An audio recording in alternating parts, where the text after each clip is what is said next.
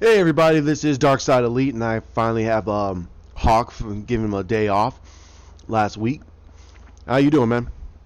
Life, pain, thing. I'm here. Yeah. All right. Well, thank you guys for joining us again. Last week was my rant-filled video due to some of the stories I've been hearing, and I want to do this one because I want to get Hawk's opinion about it. Now, Hawk probably doesn't know about it, but I'm going to reveal it to him. About a couple of weeks ago, Ray Fisher, who played as Cyborg in Justice League, came out on his Twitter, and back in the Comic-Con of 2017, before the move, but while they were doing the reshoots, he did the corporate line saying that everything is good. Joss Whedon is doing everything that he has to do. Blah blah blah, yakety schmackety, etc. Well, he showed that video, that clip, and obviously you can see Jason Momoa sitting there back going, "Man, this is." You can see his face is like, "This is BS." But anywho, he stated that he wants to refute all that stuff. Say that that's not what I really felt at the time. And it blew up all over the internet. It blew up all over Twitter. You had other reputable people, using that term very, very extraordinarily loosely, making comments to Ray Fisher saying that he has no class. And then there's one individual, and I'm going to name him here. His name is Pagey.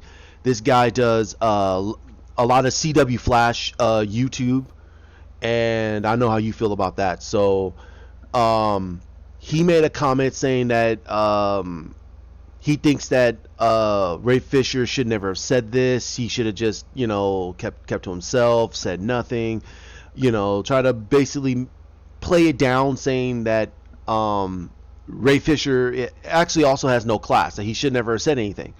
They're trying to protect Joss Whedon. Fuck that. Like, I know. sorry. Sorry. No, you know what? I get the kid why he didn't admit it during the time, but he should have just done it, man. He should have just like, yo, I don't like the way the movie's looking right now. Snyder, please come back, bro. Like, this is looking bad. Like, look, no offense here's to the you, thing. bro, here's a huge thing that we need to fix. You suck. Like, keep your super friend movie away from us. Like, I'm not a fan of you taking over scenes that were already made and you're turning it into. We're not the Avengers, bro. We're the Justice League, and you forgot that. And you should have said something right there. But it's like everybody's afraid to be blacklisted in Hollywood. You know me, like, I'm the type of person, if I'm in a movie and then directors are being switched, I'm like, hold up. You need me for this movie, right?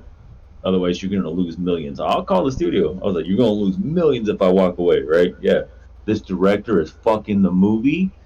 You need to either hold the movie or tell this dude to actually do what he's supposed to do. Stay on track with the person who originally started directing it. Do not play with it like it was goddamn Play-Doh and Legos put together. Like, come on, calm down. It's like, protect Josh Whedon. That guy, he's not fucking Aaron Spelling. Fuck you. This is like I don't care. Like, YouTube, you're not even a real TV channel. Fuck YouTube. Like, like, fuck, man. Like, this is bullshit. All right. But anyways, but YouTube, I gotta say thank you for letting us do this. So at the same time, yeah, whatever, fuck it. So, and if you heard my rant, I didn't go off as much as he did, as much as Hawk did, but I went off, and I'll try to keep the language as best as I could.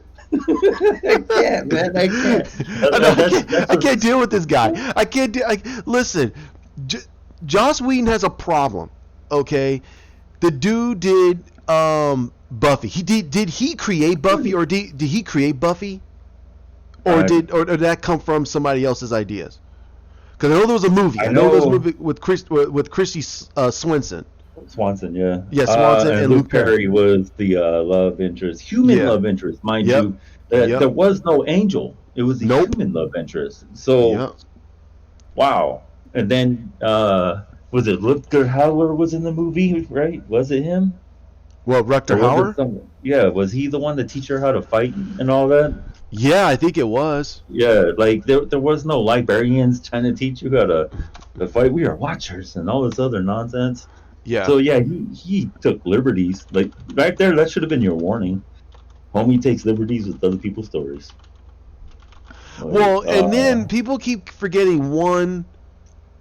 No, Donald Sutherland. Donald Sutherland played as the thank as her you. I couldn't trainer. remember if it was It was Rutger Hauer or. I mean, I yeah. like Donald Sutherland, but Rutger Hauer definitely would have made it more entertaining. Right. So, oh, but he was in it.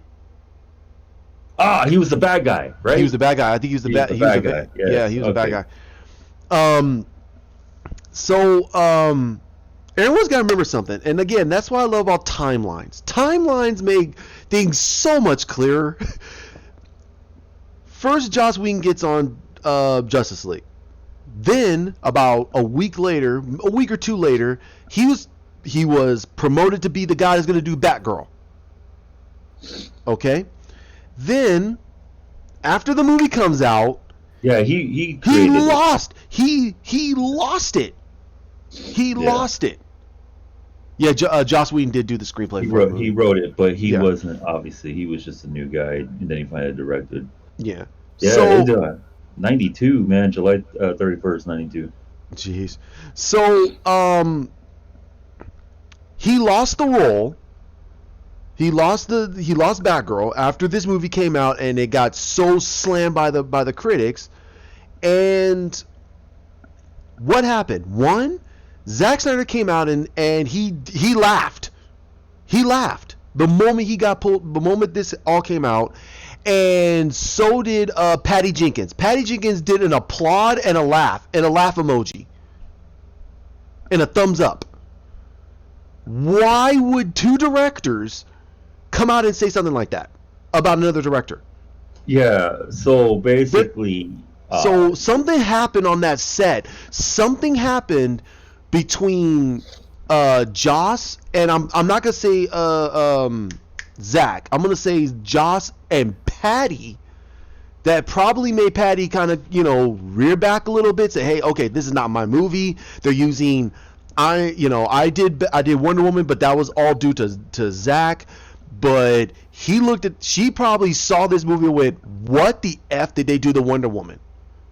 Well, not just that, but also she probably would have been better to take over the Justice League movie than him. Mm-hmm. The only reason why and this is sad, corporate people should not make decisions like that without going through a test audience first.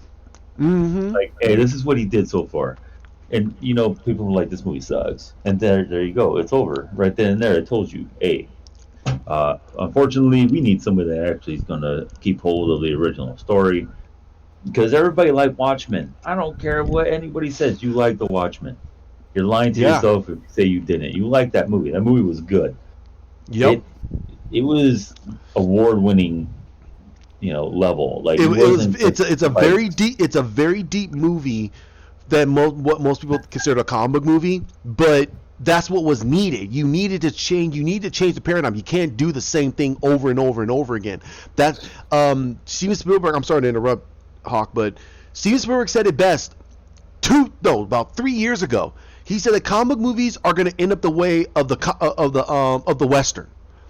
And people were like, oh, what the hell does he know? Blah, blah. I'm like, this is Steven Spielberg. He made some of the greatest family-friendly movies for the past 30 years. He knows what the hell he's talking about. He's right. It is. It's heading that way. It's heading that way. When you start making movies the same exact way, people are going to are slowly going to become disinterested. When the greatest movie that put a complete dart all over everything to say, screw you, you guys don't know about movies, is Joker. Yeah. Yeah. That movie made everyone change the whole scope about how you do a comic book movie, because it's not a comic book movie. The director came in and said, "I'm not going to do a comic book movie per se." He put it in quotes. He said he wanted to do a character piece on on a man going down the path of complete anarchy and destruction, and he wanted us to follow that journey. Well, also he's pointing out like society Yeah, turns people into this. yeah, It's not just it starts at home, yes, but society ruined this man for yeah, what he is. yeah. Yes, his mom started it, His mom and when he started found it. out the truth, it was Yep, like society dealing with what they did to him. Him finding out the truth, he went to an extreme yep. with her. Uh-huh. If society treated him better, he wouldn't have gotten to an extreme. He would have just left her for her own devices and gone off to his own life. Yep. But because society kept belittling him and stepping on him, and just basically just trying to kill this poor guy. And he got home, he found out the truth. He was like, "All right, wackadoo," and then got rivered. Like, Yeah, like he started having fun. jokes He on started having you. fun. Like, Yeah. So so that's why people don't understand when individuals like myself and Hawk and a few others are part of this cut. We're just saying, like, listen, give us what the director originally created. Let that be out there, and let us decide about it, not you. We understand that there's a lot of times where behind the scenes there were times that the studio did great because the director effed up the whole freaking thing, and the studio came in and said, "What the heck are you doing? This is not what we promised." And they got someone else in there, and they made the movie better. There are a lot of times we don't know that unless you know the behind the scenes. yeah, but you could have got the guy who directed the Joker, and that movie would have been dark. Yeah, I'm we like, got, oh, but yeah, we got robbed, man. yeah. Like, So there were tons of other directors that were a part of this whole situation. They could have easily molded them in and said all they had to do was just finish the ADR, complete a little bit more of the editing, put in the score, and any reshoot you needed, they would have shot that out. That could have been done in 4 or 5 months. Done. And the way Zach does things is, while he's filming certain scenes, that's going to the editing room to get edited. So everything's getting edited while he's still filming. So he's not wasting time. Because when he does his everyone should know this, when he does his storyboards, 90%, and this is said by a lot of people, 100% of what he does on storyboards is on the movie. It's in the movie. He doesn't waste shots. That's the reason why he's quick and efficient when he does things. He's very meticulous. Why would I want a guy like that? I want a guy that, if you're going to have a guy who's going to complete a whole universe and he understands what pieces to put, and he's playing chess while everybody's playing checkers, then I want that guy. I want Zack Snyder to be. I don't want him to be the man all in charge. I don't want him to do that. I want him to be able to give some ideas to help the other directors well, slowly build the universe. That's how I will like here's it. the thing, too, though. He's not a person to. He'll help push an idea, but he's not a person to take all the credit. No. I started reading Dark Knight's Metal again. Yeah. And I went from the prelude, which is like the forwards, the cast. Yep. I read those and everything, and that was originally his idea, a dark universe. Yeah. And he had Greg Capullo and a bunch of others work with him. They were like, dude, that I actually really like that idea. Why not? And Jim Lee went with it. So you got these really, really amazing writers and artists going on board with him, and these guys, especially Jim Lee, if he's on board with that, and he's like Mr. DC right now, Yep. that tells you a lot. When he's like, "Oh wow, I really like that idea. Yeah, let's do it," and he's a super Batman fan. Yeah. Like, this guy has a tomb of artwork that he sold at a Comic-Con that he was signing, of nothing but Batman artwork. Yeah. And what he thought what Batman should look like, how he should, his mannerisms as Bruce and Batman, they should be completely different. Yep. But he's still stoic. It's just, as Yeah, Bruce, he has to act a yeah. certain way. So But yeah, if you got Jim Lee on board for that Dark Universe stories, and they ran with a lot of them because they had the Death of Superman stuff, the Omega thing, whatever it was, yeah, that was a part of the Dark Universe. So yeah. that it's not a part of the metal stuff, but it's definitely a part of the Dark Universe, like a lot of the Death of Superman stuff. And people don't understand that if you had a movie director go over and write a whole thing of Dark Universe stuff, and all they did was just put it on pages. They penned the characters the way they looked. He was like, "Yeah, that's awesome. I hope people like it." Blah blah. A lot of people didn't like the Dark Universe stuff, but you got to understand, it's a multiverse. There's different Earths Yeah, that happened to be along the lines of the Earths that went down a dark path. Heroes weren't really heroes anymore. This particular hero who is a keystone character basically is what they're saying, and it's true. He is a keystone character. That other heroes who are heroes on the one that we're used to seeing are going, whoa, man, we don't know what to do. But they had to go a little bit more dark because of this particular Keystone hero went more than dark. He is the darkness, and that's why they're like, wow, we need to change. Some of them didn't do it right; they died. They didn't listen. They were foolish, and they just ended up right, dying. So that right. if you have that, and you're gonna shun him from finishing his movies, you guys are idiots. Hello, he made a crap ton of money off the comic books alone. So you're not gonna wait for this guy to deal with his personal emotions about his daughter, and that he's like, can you ask like, hey, what do you think?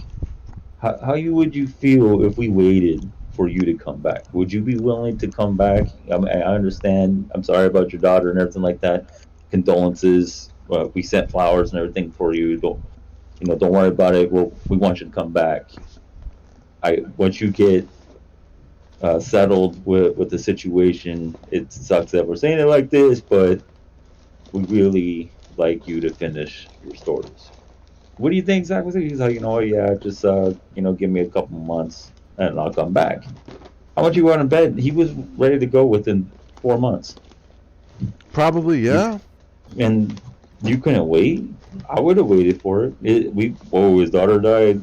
I did not care if the movie was finished at that point. It's like, nope, I'll wait. And then it comes out, and I'm like, who finished this movie? Oh, Yeah. that guy. Oh my god, dude. Oh my god. So yeah, that whole situation, and oh, I'm gonna correct you, man. Zach didn't write Dark Metal. It was Scott Snyder. Oh, yeah, you're right. Snyder. Scott Yeah, Snyder. Zach. Scott Zach Snyder. never. Yeah. Um. So. Oh, wait, didn't he help with a lot of it, though? Like, I think No. I read No, he didn't. Because this was way. Snyder. Yeah. Yeah, Scott's. I spaced Yeah. out on it, but yeah. Yeah. It's No. just No. like, it's Zach. just, Zach is not a comic book writer. He could influence some ideas from it. I mean, he influenced ideas from Frank Miller. He did a few from Birthright for Man yeah. of Steel and stuff like that. I He know takes some he inspiration. did stuff. I thought he was doing this Dark Universe thing, but I Yeah, spaced no, out. My no, bad. My it's all bad. good. I mean, I So know my comic book stories, but it's just like I just started reading this again. I mean, it's been years, man. When did it I come know, out? shoot, like 16, about 17, or something yeah, like that. Like it was yeah, it came out old. back. Yeah, it was came back in by I think 17.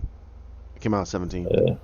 So yeah, we got that whole nonsense with Ray Fisher against him, and I think that this should be started the mark, and this is the thing that I really got pissed off about, and I'm gonna reiterate it, and I hope that Hawk can understand what I'm gonna say here. When we were given the idea that we're gonna get a 5 movie arc, we're like, oh okay, but that came out way later. We thought we're gonna get 3 movies. We're gonna get Man of Steel, Batman v Superman, and then Justice League, and then we're gonna move on to something else. Okay, cool. Then we get individual jumping in saying that Zach was gonna build a whole universe. Zach never said anything about that. Zach was saying he wanted to do about a 5 movie arc about Superman. And it made sense because if you look at how he was doing it, he was showing us a Superman that was young, very young. He understood the world because he saw that the world was very different, and he had to hide himself because he didn't know if he could truly trust humanity other than what his parents told him. But he was thrust into this whole situation because of Zod, and he had to make a decision. And me and Hawk agreed that if it wasn't for that priest in Man of Steel, we never would have got Superman. Flat. You can't dispute that. Yeah, because he was giving up. Yeah, he was like, I don't know. He literally told the priest he doesn't know if the humans are going to accept him, so why should he have to put himself out there? And then the priest said, well, you got to have a leap of faith. And he did it again. He did it, and those words affected how he treated Batman in BVS. Because if he didn't trust Batman to go, hey, I'm going to go save your mom, you need to go over here and do that. If Superman said, screw you, I'm going to save my mom, he could have pushed him out of the way and went off on his merry way, and then nothing Batman could have done about it. Nothing Batman could have done about it. But Superman looked at him and said, he nodded at him and let him go. And he said, okay, I'll go here, you go save my mom. So he trusted Batman to save his mom. So that's a leap of faith. And we're seeing him growing because there's no other superheroes. What are superheroes that they know of? Superman. Wonder Woman pretty much fled to the shadows. Batman went down a dark path we've never thought we would ever see in him. Aquaman is pretty much saying, I'm seeing the end of a bottle. Screw everybody. The Flash is hiding, and so is Cyborg. They're all hiding. No one is showing themselves to the world to become heroes. Superman's the only one doing it. And we're watching him grow from this because we're all expecting, like, oh, we have all these heroes, so Superman should be the blue Boy Scout. And I go, but that makes absolutely no sense to the story because he can't be a blue Boy Scout if he's having to take control of the whole freaking world by himself. He's going to be a little bit, like, temperamental, like, about it. Like, oh, man, he's got to have his own personal life. He's got to have his work. He's got to have himself with Lois. And then his relationship with his mother. And on top of that, him being Superman. And then on top of that, him being Clark Kent. So it's like he has all these things going on with himself. And we're watching it. And you can take that from what he's doing in Man of Steel and BVS, and when he sacrificed himself to save the world, not for himself, he was saving it because of Lois and his mom, because his world is gone. He now has to save this world for the woman he loves and the mother that he has. So people just couldn't understand that, and then by the time we get to Justice League, it just feels like they've known each other for like 5, 6, 7 years. They're all okay with each other. Their personalities are not being conflicted. It's like, what the heck are you doing? Like, that makes absolutely no sense. That's why my biggest complaint was Batman, because Batman would never invite them to the Batcave. He would never invite them. He would never show who he is. That's the thing that bothered me too. I was like, look, I like Ben Affleck as Batman, I really do, but it's like he would have never took off that mask. He never would have took off that mask.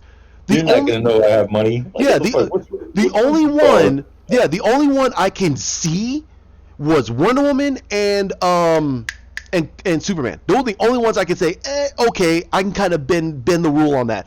Because the way they made Wonder Woman in BVS was like weird. Like, she could break into Batman's stuff. She broke into his car. I was like, I remember she wasn't that smart.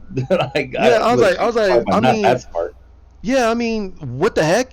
And you're telling me Batman doesn't have a security device that, hey, wait a minute, someone's broken into my car? Heck no, dude. Lock it down. That car would never be able to move. Dude, she'll get electroshock. I mean, something. Yeah. Something would happen to her. He would come outside to a broken door and the empty car. Like, he would have freaked out and ran. She'd be like, "What the heck? This car would have turned itself into what it did in Batman. It would have had a freaking metal shield flying over. He'd be like, whoa!" And I mean, like I said, this is Batman we're talking about. He's a very paranoid person. He would never, ever, ever allow them to know who he is, or know where the Batcave is. He would never take them there. The No, only one, not like at I said, all. the only one that I would say would get away with it is maybe Wonder Woman, but definitely Superman, because he'd be like, okay, I know where you're at. He'd be there in a second. Yeah, Superman. Yeah, So that but makes also he sense. doesn't want people knowing the Batcave. Number one main reason, besides the fact that he's paranoid, number one main reason: protect Alfred. Yeah, It's his number one reason. Nobody should ever know where the Batcave is because I must protect Alfred. Why? Because yeah, technically that's his dad. yeah. That's his dad. Again, So it's like, yo, why would he expose his father, who's squishy, who can fight, but he's old? Why yeah, would he want to expose him to superhero dangers? Like he doesn't yeah, and not actually even do that. it. Yeah, and not even that. Everyone's got to realize something. I understand the story arc for Batman in Justice League was he had to create this team of heroes, but he wouldn't put his absolute trust in someone like in Aquaman. He's an No. unknown figure. He's an unknown figure. He's unknown to him. Flash is completely different. This dude is geeky, but he still wouldn't truly trust him. But he would lay his guard Not down yet. just a little bit, just Yeah, by a not little yet. bit. Not yet. And Cyborg, hell no. This dude's a human dude that has a brain of a computer. That dude can hack into his A computer that stuff. he can't control. Yeah, no, he would never bring this dude into his freaking anywhere near a computer. Like, nope, stay away, stay away. So where they were in where they were at in that hangar, where he had the flying fox, that's where he would take him. Like, nope, this is where you're at. He Yeah, would take a him black there. site. A black site. He'll take him to a black site. That's Batman. That's Batman. That has nothing to do with that's not. No, it has nothing to do with comics. It's logic. That's who he is. That's from comics. That's from comic books. That's from TV shows. That's from everything we know of Batman. He would never take people he don't know to the Batcave. He doesn't know them. If he has to save a person's life, he will take them to the Batcave, keep them blindfolded, save them, get the heck, and then blindfold them to get them out of the Batcave. We've seen that in Batman the animated series before. We've seen it. He did it before. So, but he blindfolded them so he wouldn't see where they're going because it's an open road leading to leading to Wayne Manor. So he would not have them. That. So that makes no sense. To me, it makes no sense. Now,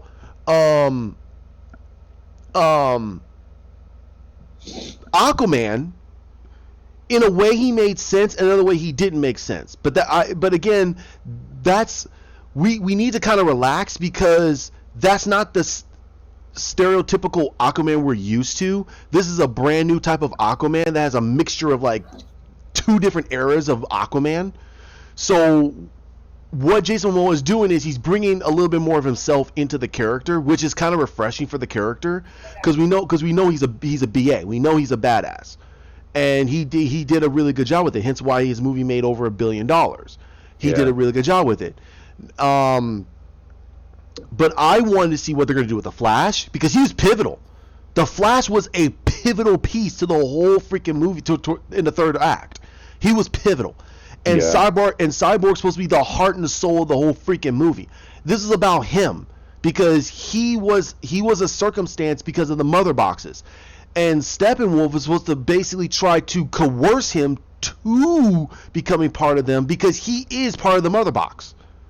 So his whole storyline worked in conjunction with Steppenwolf.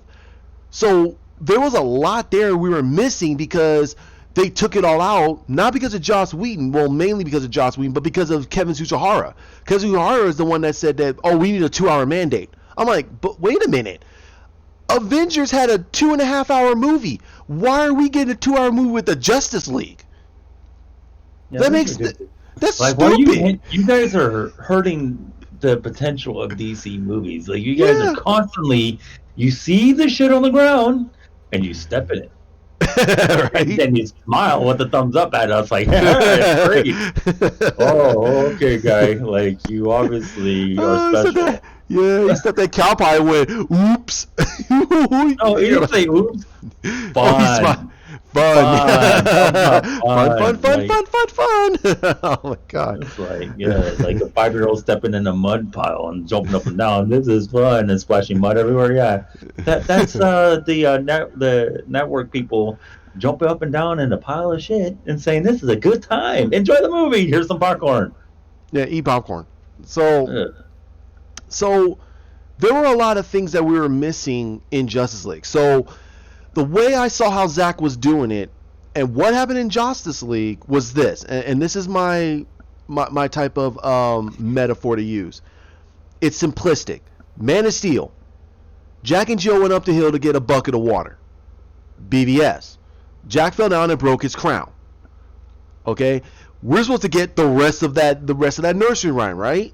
That's what we're supposed to get. The rest of the nursery rhyme, so we all go, okay, now we see how this is all supposed to unfold. No, Justice League was, hey, a monster just came out of the ground and kicked Jack in the nuts, pissed all over him, and backhanded Jill and threw her off the roof. What the heck happened? What was it? What is this? What is this? This makes absolutely no sense. Where did the monster come from? Why is he hating Jack? Why is he back slapping freaking Jill for? That's what we got. We got Steppenwolf comes out of the ground, out of a portal. We don't know nothing about it. And his whole thing is he's supposed to be tired and angry over the fact that he's under Darkseid's thrall. And you're like, okay, where was this? Where was this? And why would he, first of all, as the uncle of Darkseid? Yeah, he's definitely scared of him. He's afraid of him. He's not angry. He's not tired. He's scared. Like, there's a huge difference.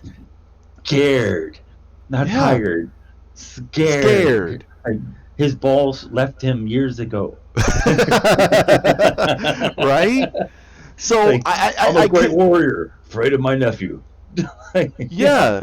I don't know. Again, we don't know how Zack was gonna do it. We don't know if he's gonna do the nephew angle between Steppenwolf and Darkseid. Well, I hope he does. I hope he does. I know. I hope he does. Yeah, in many variations. Uncle Steppenwolf. Yep. I hear you stepped in cow shit and enjoyed it. I'm going to kill you. Yeah. You're too stupid. Gotta go. Like, wow. Yeah. So, I never understood that. It was a simplistic level there, and you basically have Steppenwolf show up. He wants these mother boxes, terraform the planet, but he wants to own the planet himself. Okay, then why didn't he just kill Wonder Woman? Just kill her. He knows what the back. Okay, wait a minute. She's an Amazon. She's pretty powerful. You're the power of the old gods? No. He will put that axe between her freaking forehead. He'd be like, nope, you're dead. Pink, you're gone. He would kill her. He would not waste his time with an Amazonian warrior. He'd be like, no, I killed your sisters. Get angry. Okay, great. She went full blown in that tunnel, and he was just whacking it away with one arm with his axe. I'm like, dude, why is he wasting his time with this? That made no sense. So there was something going on there that made no sense. And then the moment Aquaman showed up, the both of them almost beat him halfway to death. They had to fight him off, and they were having easier time. But she could not take on Steppenwolf by herself. But they're trying to. But you got audience members saying, "Well, she's an old god." That dude, he whapped her weapon away like it was a joke with his axe. He whipped her ass. He didn't waste any time with her. He's like, eh.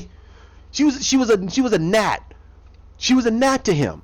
And then he definitely would have killed her though. Yeah, he would have killed her. There would have been nothing. Dude, if she was able to take on Steppenwolf by herself, why the hell did Aquaman show up? Aquaman could have took out more of the freaking parademons. He could have lit everything up with lightning. Just took out almost all the parademons. He never would have battled this dude. He'd be like, well, he's like, no. If Wonder Woman could take this dude on by herself, Aquaman would be like, huh. Well, there's no reason for him to freaking even attack Steppenwolf. Like, AOE. Yeah, I'm not gonna do jack squat. Yeah, he's not gonna do anything. He's not gonna get involved and get himself in the middle of a battle. If she's easily able to take him down, it would actually, in a way, that's like me trying to help Hawk take down 3 dudes, and I'm gonna get in the way, and that's gonna mess up his flow. That's gonna mess up his flow. So why the heck would Aquaman jump in the middle of a warrior who's basically fighting him off, like basically able to take care of herself? He would not do that. She was getting her butt kicked in that final battle. She could not take on Steppenwolf. And Steppenwolf was like, okay, I'm tired of this. and he started fighting her, and she was getting her butt kicked all over the place. Superman showed up and did 2 punches. He was like, "Yep, I'm out." He ran. He was like, "Nope." He's like, "Nope." He's like, "These are some sleeping pills I did not ask for." Yeah, we're not doing this. Wow, wow. He said, "Wow." He left. He was like, "Nope." God. And Superman, no. So that made absolutely no sense. There was a lot of things that made no sense to what they were building, and Zack understood. Listen, there was a lot of things that Zack was building, and people are saying, "Well, she's a god. Gods can kill gods." That's different. This is she killing her own gods. That's different than her killing a new god. New gods are aliens. They're not. What the hell are you talking about? And they're way more powerful than the old gods.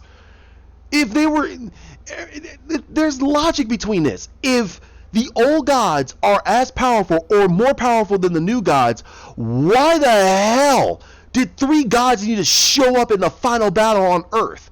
There'd have been no purpose to that. Zeus should have showed up and lit everybody up like a tree and left. Everybody like, nope, we're out.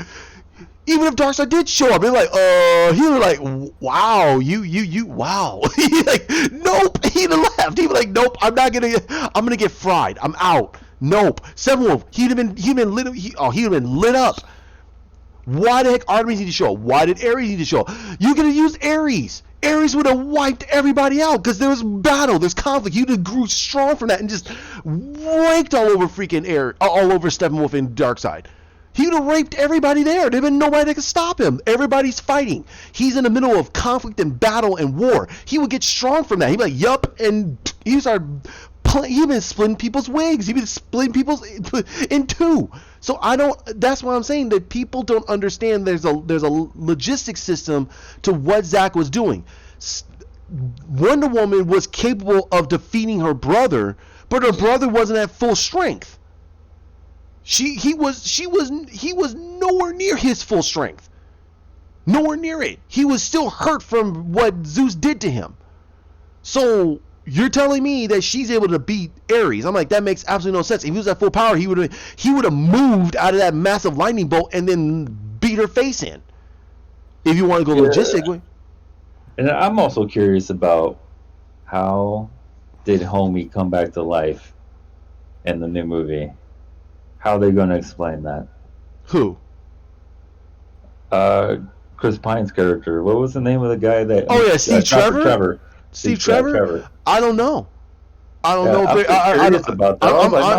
pretty. Yeah, he blew up. He's not Captain America. Like, yeah, no. Is he frozen in the flame somewhere? Like, know, right? there was no ice involved in that area. And if you say they woke him up from an ice cube, I'm gonna be give up now. Stop. Just stop. You let Warner Brothers ruin everything. Just stop. Well, that's why I think that they should. I'm wondering how Patty is doing this, because they're doing Cheetah, and just to throw that out there, they showed what Cheetah's gonna look like. I don't want to see it. I don't care. Just show me to me the movie. But I'm gonna watch it for Pedro Pascal. He's playing as Maxwell Lord. He has that look like a Maxwell Lord, like a guy you want to punch in the face. Right. He has that look. He's that Greek god in the comics that is such a douchebag. Yeah. But he's powerful though. Like he is not a schlub. Like but they're showing it like he's getting his powers or something. Like he's figuring out. We gotta see. Yeah, I think that's what they're doing. I think that they're having him discover magic. I don't know if they're gonna do Cersei. I think Cersei would be Cersei would be great. That would be a good way to introduce Cersei. Yeah. Because he's messing with magic. What's her name? Messing with magic to become Cheetah, but cursed. Yeah. It's like because it was a complete curse because she didn't read it. She didn't finish reading what the transcript was. Why? Because in the comics it wasn't finished. Like she didn't find the other half and never will because she was cursed by a demon, right? The guy that makes her want bloodlust and all that. Yep. Demon. One woman did save her from that curse, though. She did break it. Yep. She broke the curse. She showed her kindness, and she realized she's like, you can't allow him to control you anymore. You're my sister. Like she allowed her to be a part of the family. Yep. And then the curse broke, and Cheetah wasn't bad for a little while. Like she just Yeah. disappeared, but she's a bad guy. You know, she's done it for so long. She might just come back as a bad guy. I don't know what they're gonna do with that because I never finished reading that particular arc. Yeah, But I yeah. just know that she saved her. Like she Yeah, she saved her did. She soul. saved her. She saved her from the bloodlust, but she couldn't make her human again, and that was due to the curse itself, and that was due to the fact Yeah, that she was eating people. That's what she was doing. yeah, She was eating people, and that energy was flowing through her, and it gave her the bloodlust even further. And the demons created her into Cheetah to make her the guardian of that swamp area that he was in, because she's supposed to be a guardian. yeah, That was the whole purpose of her. That's why she's extremely strong, fast as hell, and everything else. And when Wonder Woman found out about that, and you kind of found out that it was Wonder Woman's fault that made her into Cheetah, because Wonder Woman was supposed to help her with the inscriptions and everything, but yeah, Wonder Woman had to leave, and she was like, "I need your help," and she's like, "Well, I'm doing this with Steve," and she's like, "Okay, well, I'll figure it out," and she went off and she did exactly what she said she did, and she didn't finish the rest of the translations and did the incantation and made herself into a freaking demon and made a pact with the demon. That's pretty much yeah. what happened to her.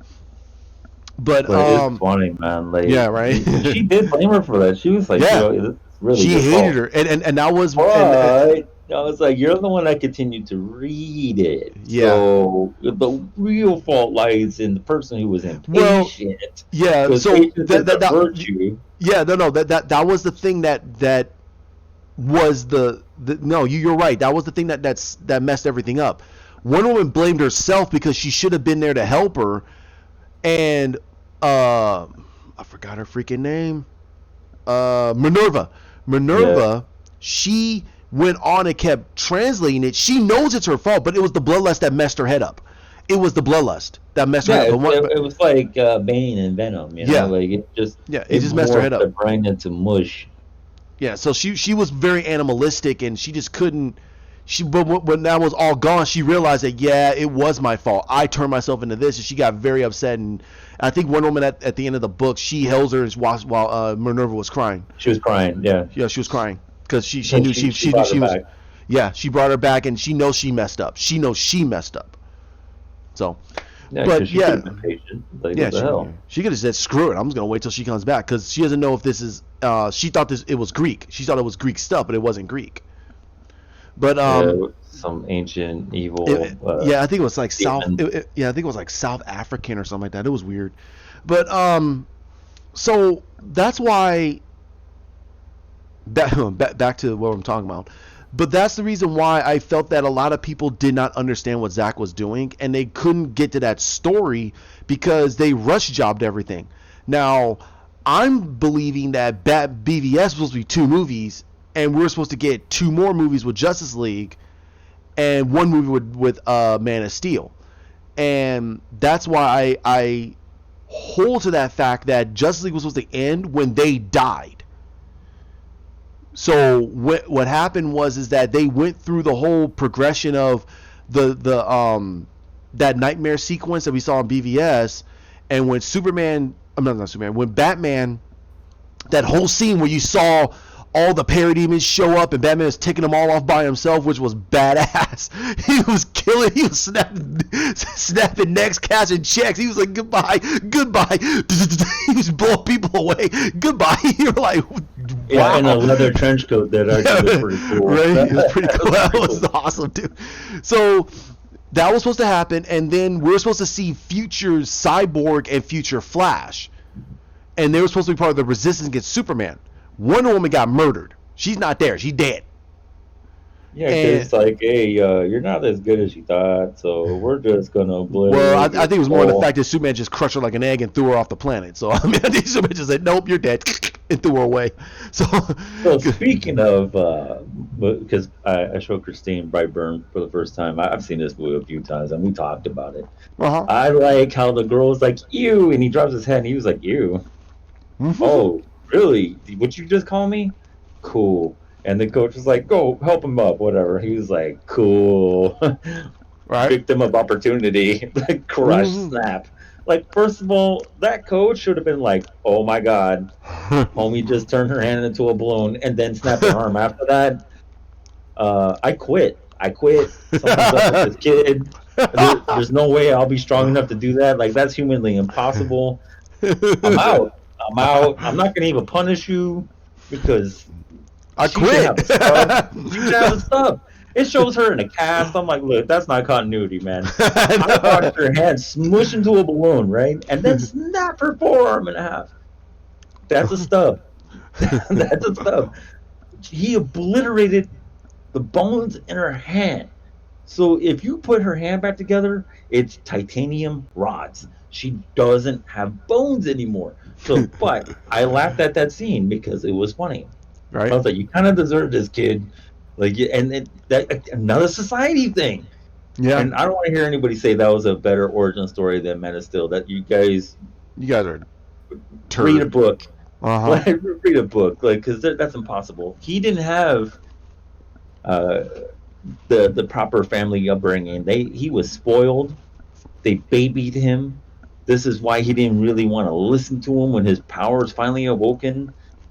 They had no parental guidance with him at all. So he was like, well, I'm going to go do this. I'm going to do this too. Yep. All right. And they had 2 chances. And I told Christine this, but when the dad shoots him in the head, he had a chance to play it off because the kid, when he started reloading, the kid was like, fine. No, he should have like, wow, you're bulletproof. That's pretty awesome. What else can you do? And then right then and there, the kid would be like, wait, you just wanted to say, well, I'm noticing things about you, kid, that and I know that you're not human, so I'm just curious how strong you are. And he could have played it off and not died. Because at that moment, the kid still loved him. Yep. Up until he started reloading. And then he was like, well, that's it. I'm going to get my mask. You know, Michael Myers situation. And I'm going to cook your brains. I'm gonna do a Highlander. No. I forgot the guy's name. Oh, I forgot the guy's name from The Boys. I'm gonna do that.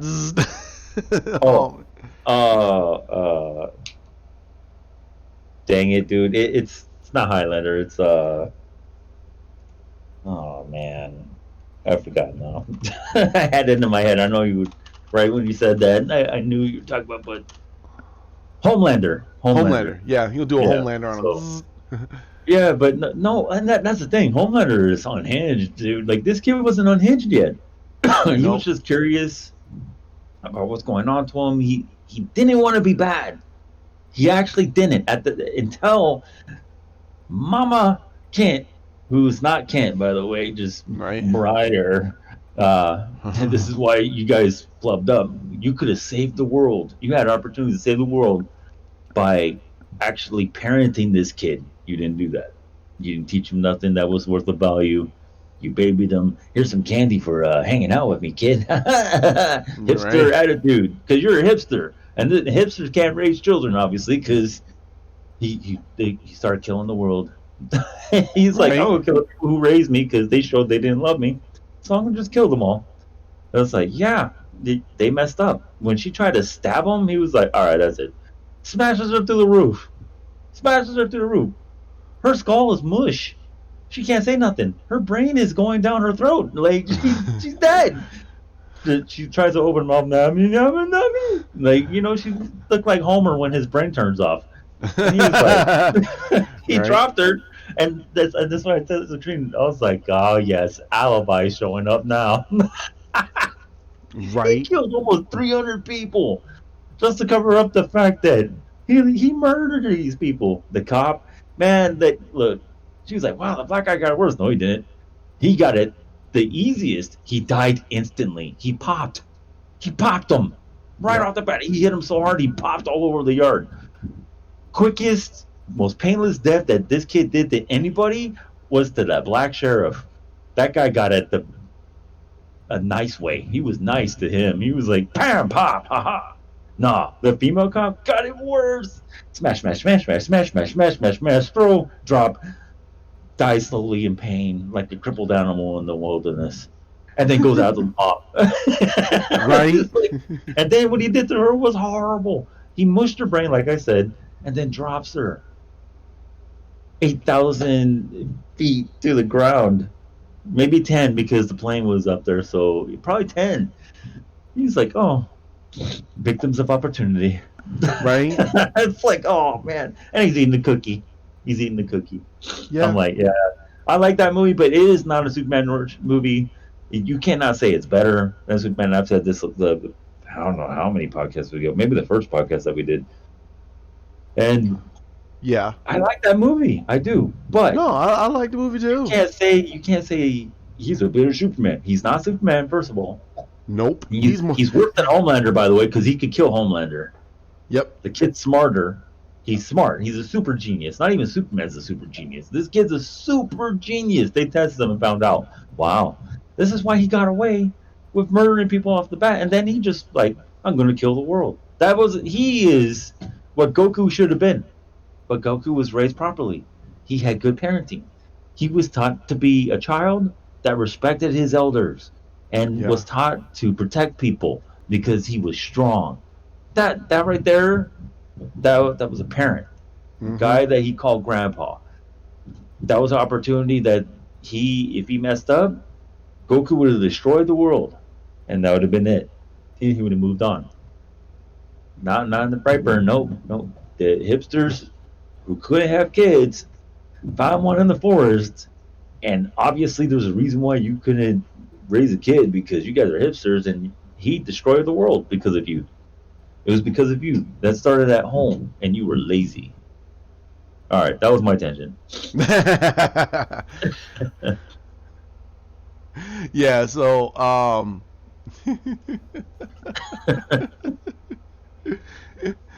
yes. So okay, so with the with the Snyder cut, we don't know what we're gonna get. So I'm hoping that a lot of people will just relax, like I've said before many times, and we finally be able to see what Zack wanted to create. Now there's also another bit of news because of what Joss Whedon did, and this is gonna make you laugh. This is gonna make Hawk laugh. Basically, Gal Gadot came out and said that and hinted. I'm not gonna say she said. She hinted to the fact that you remember that scene where the Flash did that awesome scene where he was running along the silo, along the inside, and he knocked the sword back into her hands, and he kept going and he tripped and everything else, and then when it got to the scene where the point where the debris was gonna fall on Wonder Woman, she looked up and then Flash was like, oh wait a minute, and he ran and he basically pushed her and knocked her over, and he fell on top of her, and her head was in front of her chest and everything. Yeah, when Joss Whedon told her to do that, she was like, no, I'm not doing that. She said she's not going to do it. Yeah. And then, guess what? He did it anyway, but he used her stunt double as her. That's disgusting. And she said that he was trying to over-sexualize her almost all the time. So she was like, nope, I'm not doing it. So I think that was one of the reasons why, again, I tell people, when you guys look back at the interviews when this movie came out, look at Gal Gadot's expression, look at Ray Fisher's expression, and look at Ben Affleck. They do not look happy. They don't look happy. Ezra Miller and Jason Momoa, they're happy. They're like, dude, we're in this movie. This is cool. They're superheroes. And that's fun. That's fine. Ezra has always wanted to play this role, and Jason's is a big teddy bear. He's a big teddy bear. He likes to have fun. That's the way he is. Yeah. That's the way, and that's his personality, and that's cool. He's having fun. But if you look at Gal, look at Ben, and look at Ray, they're like, I would have slit this dude's throat. He's like, I hate this guy. He ruined this movie. Oh my God, Ray would have been a better takeover. Yeah, Ben, the director, he won awards. Has Joss Whedon won awards? No. Ben Affleck has. Yeah, a lot of people said that. A lot of people said that. Yeah, a lot of people said that. Like, hey, wait a minute. Why don't they just tell Ben? How much you want to bet he would have texted Schneider? Look, man, I know you're going through this, but I'm kind of stuck on your vision. I want to continue with it, and they asked me to continue the story. No. Like, he would have talked to him. He would have talked. Ben knew everything about that movie. He knew everything. There was nothing he needed to talk with Zack about. But again, he was on a bender throughout that movie. He was on a bender. Yeah. And that sucks. But let's go with the what if. Now let's go with the what if and say that he was perfectly fine. He wasn't drinking as heavily because you could tell his face was red as a tomato throughout most of that movie. You could tell. Yeah. And that sucked. And he had a beer gut. He had almost a beer gut because he didn't keep himself in shape. He was drinking, and that sucks. But let's go with the what if. If he was the guy that said, "Hey, let's pick up the movie," he didn't have to talk to Zach about anything. He knew everything. He knew everything that Zach was going to do because he was with Zach with almost the whole freaking thing. Because Chris Terrio was working also with Zach. So you know that Ben is going to, go, "Hey, what's going on here?" And talk to Chris Terrio and talk to Zach. So he understood all of the storylines for everybody. He understood what was going on. He would probably talk to him about maybe some touch-ups, but again, the movie was finished. The filming was done. The only thing that, if let's say Ben was going to take over, he had to do the ADR, which he can easily do, some of the editing, which he can obviously do, put in the score, which would that'd have been nothing, and any other reshoots would have been quick. It'd have been quick. There'd have been no reason. So I think that he would have talked to Zach a little bit. And see like, hey, this level of direction, but I kind of doubt it because I think he knew everything that was going on that set for what Zach wanted to do. I had a feeling he knew. So there's that's why I'm saying a lot of stuff just made no sense on that film, and so and then somebody came out again and tried to defend Joss Whedon again, and I said in my video, I said, does anybody remember about 2 years ago when he got kicked off of the Batgirl movie, his ex-wife came out and said that there's I'm surprised, but I'm not surprised about him getting kicked off of Batgirl. And she revealed he's doing things that. Whoa, hold on. No. Let me finish this, because this might get you. She revealed. I think I told you too, but let's reiterate it again. She revealed that when he was on the Buffy TV show and doing it, he was the main producer, of course, but he was getting quote unquote favors. So like he was bringing in women and getting special considerations so they can get themselves onto the show. And she found out. Yeah, she found out, and that's why she divorced him all those years ago. And this was given to her, told to her, if I remember correctly, by someone on the set of the show. Someone on the set of the show told her that this is what he's doing, and I don't know what happened after that whole situation, but no one's talked to Michelle Gellar about it, which I think she's not gonna say jack squat. She goes, that was a long time ago. I don't know what the heck happened on that set. She could feign ignorance. No one's gonna talk about what happened on that set. No one. They're not gonna freaking, because it's gonna tarnish everything that Michelle Gellar did. And that show built her career for where it is right now. And almost all of them. Which is not going anywhere. It's not going anywhere anyway, so yeah. But still, I mean, it got her some more movie roles and a few more TV show roles. So it got her more than she did before that, because the only thing that she did before that was she did All My Children. She did she did a soap opera. If any of you don't know that, she did a soap opera before that. Hence why she does emotion very, very well. She did emotion very well, like when she was angry or when she was very sad or the drama piece. She did those like it was nothing, because she was on All My Children. So and the only reason why she left All My Children is because if I remember correctly, Susan Lucci kicked her the hell off the show. Yeah, but Susan Lucci is a attention monger. Yeah, that was the whole point. Yeah, because everyone was paying attention to Sarah Michelle Gellar, and not paying attention to Susan Lucci. So, but that was like 30 years ago. So yeah, that's like, lady, you're old. Like you got to pass the torch eventually. You know. Yeah. So Well, it doesn't matter. I think the show's off the air, so. Yeah, no, it doesn't matter. I mean, Yeah. soap operas shouldn't be on TV anyways. They're disgusting. They rot women's brains into just this misguided feminism. Like, it's ridiculous. Well, the same can be said about reality TV, and Jesus Christ, there's still so many of them out there. So. I blame MTV for that one because what was the first reality TV show? The Real World. And that was on what? MTV. And that was in 89? Yeah. So, yeah, and nobody gives credit to MTV for ruining TV. They should really give them that credit. It's like, you guys made reality TV. You ruined TV. It. You ruined it. Yep. I don't have cable. I don't believe in it. I feel that internet has gone a long way. I mean, you have Fire TV sticks and Roku's and stuff like that.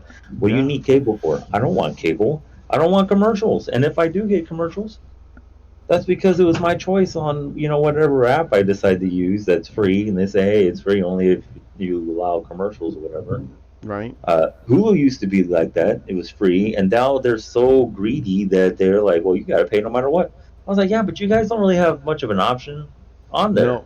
You guys had all the DC shows on there. You lost that. Yeah, that's why I felt. That's why I felt that Hulu should have got bought by WB. WB should have just bought them. Really should have done it because they already had all the DC shows on there, all of them on there. You just had to wait a day to watch it. Yep. Cool, not a problem. I'm cool with that. Why? Because I don't want to pay $100 for cable. Yep. $100 and change because you have to get internet, but they try to throw some garbage. Like, it's a bundle. You get a house phone. What do I need that? I got a cell phone now. Like, house phone went the way of the dodo. Why do I want that? Right. Oh, so you can send faxes. Why would I want to send a fax? I don't care. Like, Kinkos. Here's an email. No, not even that. Here's an email. I got a scanner. I put it on the computer. There's the file. Send. That's better than a fax. It's in your email. I got proof receipt right off the bat because I sent it. It's like you don't have proof that they got it. It faxed, but it could have faxed to a different place because the person at Kinko's. Oh, what number did you press? I pressed this number. That's not the number I wrote. Like that. You got to worry about human error. Meanwhile, on the computer, if you mess up the email, you just double check it. Like, oh, okay, that's why it came back. Let me change that. No, easy, right on the spot. Comfort of your home.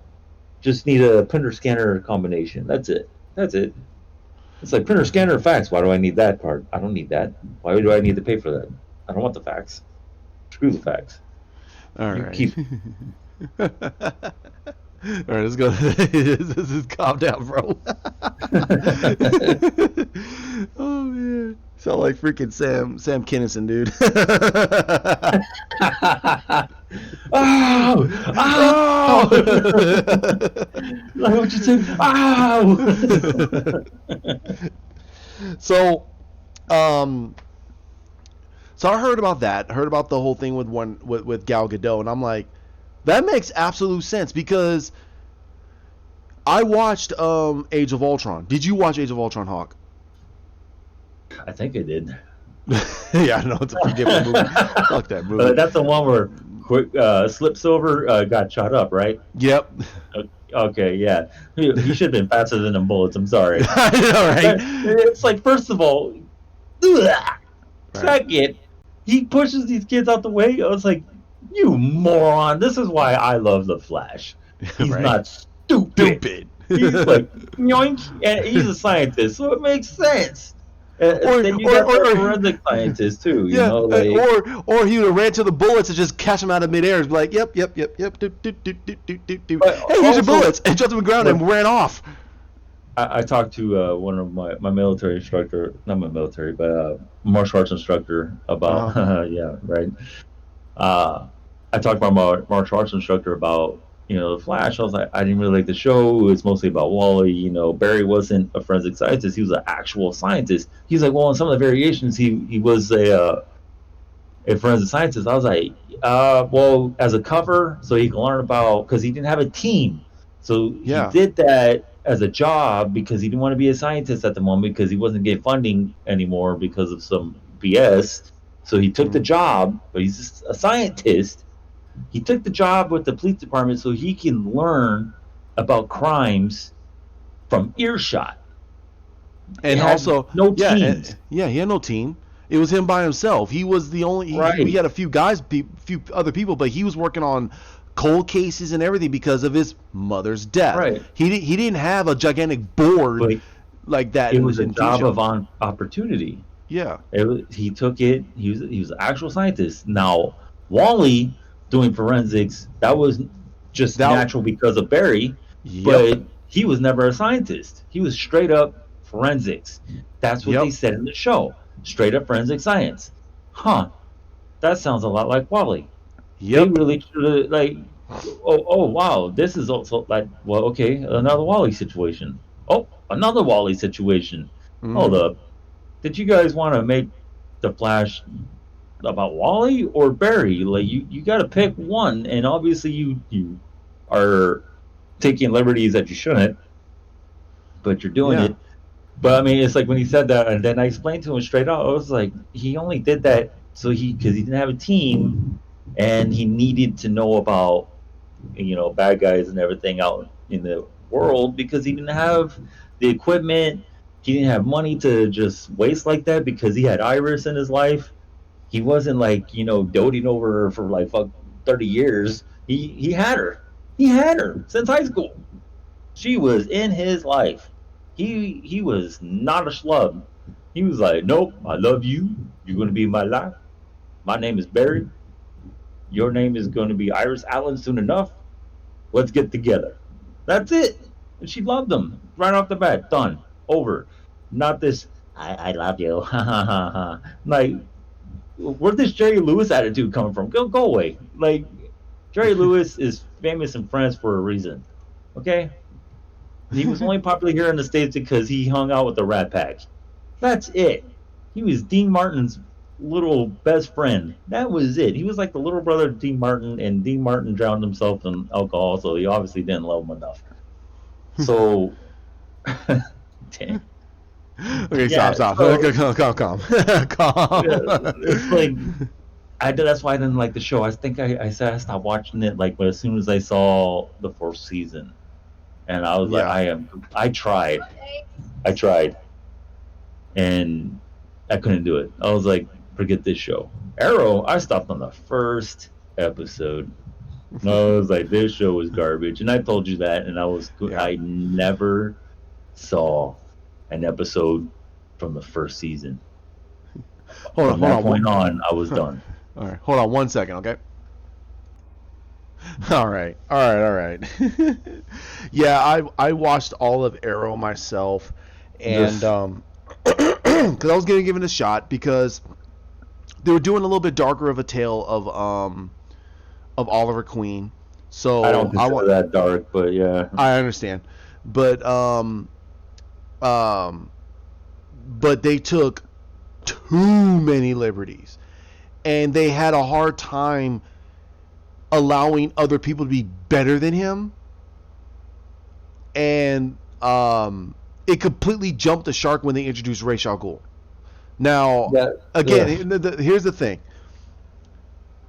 when everybody said, "Wait a minute, why are you introducing Ra's al Ghul?" People were like, "Well, he met him in the comics." We're like, we're not saying that, but why would Ra's al Ghul waste his time? Listen, He didn't like Oliver. Yes, he here's met him, but he didn't yeah. like him. Like, he's like, Here's the yeah, you're thing. not worth it. I know, but here's the thing. Race wants someone that's competent, assured of himself, and knows what the hell he's doing, and knows exactly what to do when the time is right. So he wants someone extraordinarily smart. Which Okay. is not Oliver all across the board. Okay. Not one thing he did. It's I like, understand. trust Trust me. I understand, Hawk. What I'm saying is the way they built this story from in this season. I mean, this series of Arrow, he's not assured of what is he doing. he's conflicted he's conflicted about the stuff that happened to him on the island, which he should not be conflicted with. It brought him to where he is, and he should be fine with it. He's not fine with it. He's too conflicted. And 3, he doesn't know how to truly lead a team because he's always been a lone wolf. And that's understandable. He's on an island by himself. He has to worry more about himself. And the biggest thing is that he doesn't think steps and massive steps ahead, and he's not a true jack of all trades. What they did in the show was, when Ra's al Ghul met him, Ra's al Ghul, like you said, he should have looked at him and said, what are you doing here? Get this guy out of here. He would have kicked him out. He wouldn't have killed him. He's like, get out of here. Yeah, he never would have wasted his time. He would let him live. He's like, dude, I'm not going to waste my time on this dude. And then he never would have killed him.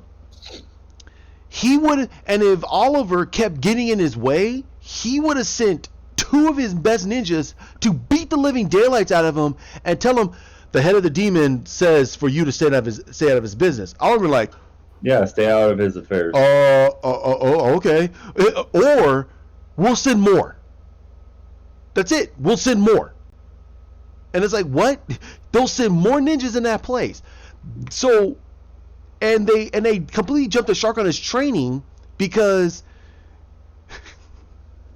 okay, people are saying, oh, they did the Batman effect. I go, no, they didn't do the Batman effect on Oliver in this show. Like, he all of a sudden knows how to do this stuff. No, Bruce had the training. He had the training. He just never applied that level of training in that type of a situation. Once he applied that training into that situation and retrained himself, he was better prepared for that situation. Oliver does not know half of the stuff that Batman knows of Bruce, what Bruce would know. Well, here's the other thing too, is like the difference between Bruce and Oliver. Oliver was spoiled. Yep. Bruce was raised by a very polite, Secret Service attitude type of guy who loved his family no matter what. He was hired technically as a bodyguard, but as a butler at the same time, as a cover. He was originally the bodyguard to the family. Just for Bruce, though. Like, he needed to protect and mold Bruce. That's what Alfred was. The best way we could say it is, if we're going to use Thomas is a pillar of the community. He's a leader. He knows what to do in certain situations. Hence why, yes, he does rely on Alfred's wisdom, but the first thing that Alfred always tells him is, well, your father always does this and this and this. And he's trying to tell him, like, this is what your father would do. What would you do in that situation? And he goes, I would probably do it this way. Sounds like something your father would do. And he walks off. After he says, it's some tea, Master Bruce, and he walks off. He doesn't, the only other time you do see Alfred giving him a massive level of advice is something that Alfred thinks that this is what Bruce needs to know at this present point in time. But most other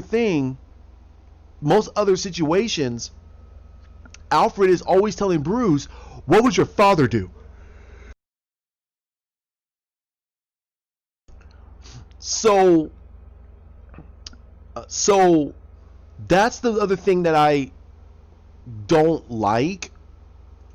What people have a misconception about Bruce Wayne and Oliver Queen. Oliver Queen is completely selfish.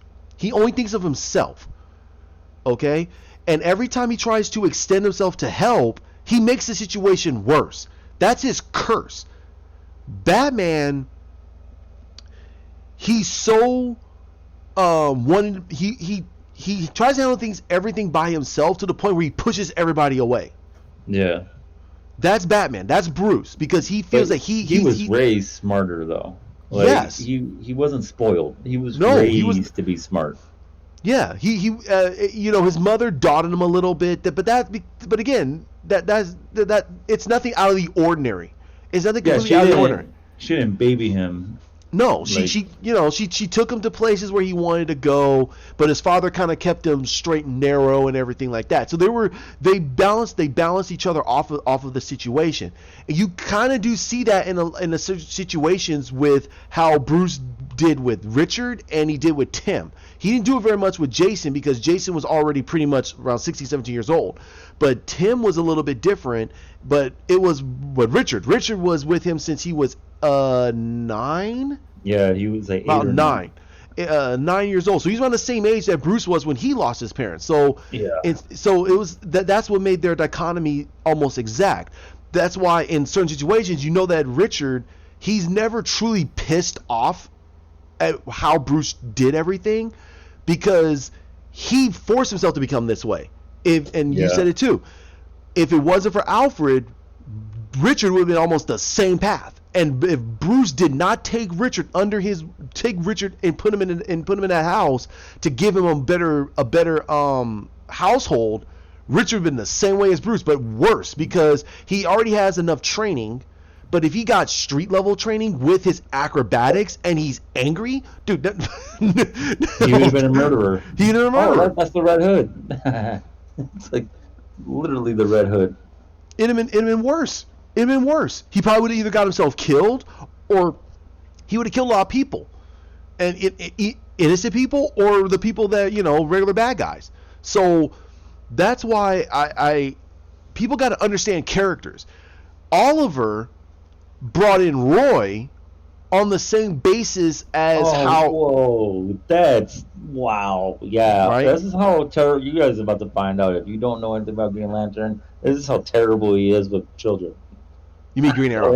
You mean Green Arrow? Yeah. Oh my God, dude! I'm like my brain's off this. It's all good, dude. Yeah. This is how much I don't like Green Arrow, but I do like him. But yeah, you're no. How terrible Oliver is.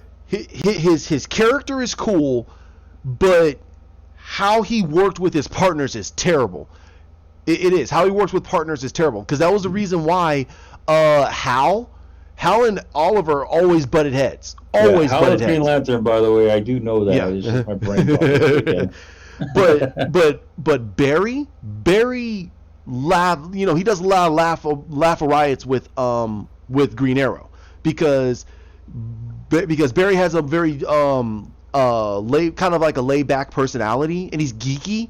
But Oliver knows how to interact with people better too. Yeah, so that's why Wally turned out the way he did. Yep. So, but if you look at how Green Arrow with Roy, Green Arrow kept him on almost on a leash. Actually, no, he didn't. He let him do what he wants. He let him do whatever he wants. I'm sorry, he let him do whatever the hell he wants. He spoiled him like how he grew up. He was spoiled. Yeah. He spoiled him to the point, and then when I think it was when Roy had a traumatic event, Oliver didn't know how to deal with him. He just kind of went, he's fine. He put him off to the side like he was a sick puppy. Yeah, and that's how we got Snow Birds Don't Fly. Heroin. Yeah, and that's comics. Yeah, and that's how we got Snowbirds Don't Fly. That whole story arc where was it? Yeah, Green Lantern shows that what the hell is going on here, bro? You're a superhero. He's there going, oh my God, what the heck? You're doing drugs? Right? He looked at him like, are you kidding me here, bro? Idiot. See, this is why I accidentally mentioned how. It's like, because he was in there like, you moron! Like, this kid is on heroin. He did heroin so much he lost his arm. Yep. That's how he originally lost his arm. Yeah. Heroin rotted his arm. They had to cut it off to save his life. And then the rehab for him, it took a year before he was able to show up with the stub. Okay? Yep. Like, this kid was ruined by Oliver. Oliver is toxic. This is why Bruce doesn't like him. He's so toxic, he lost his company twice. Yep. Like, oh, man. Meanwhile, Hal, Green Lantern, is like, you're a piece of shit, bro. Like, I can't believe. Yeah. Wow. Because every person that Hal mentored turned out to be badasses. Yep. Everybody. And especially the youngest one, which was Kyle. No, the youngest one was the elf girl. Mm-hmm. Orissa. Thank you.